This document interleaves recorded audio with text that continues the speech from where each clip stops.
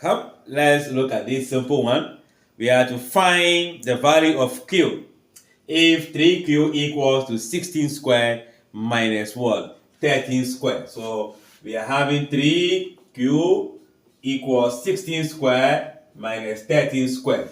What can we do? We can see that this is also a difference of 2 squared.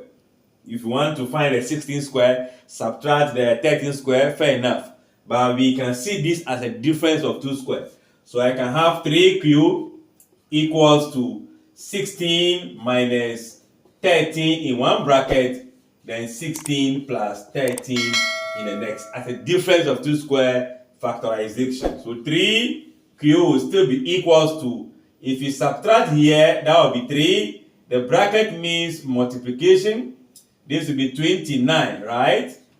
But we are looking for 3Q. Let me write it well. Okay.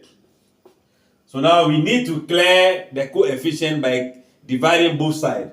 That means 3Q divided by 3. 3 times 29 divided by 3. 3 will cancel 3 as well here. Then your Q will be equals to 29. So the value of Q will be 29. If multiplied by 3, this value multiplied by 3, we get the same answer. Thanks for watching. Like, share, and comment.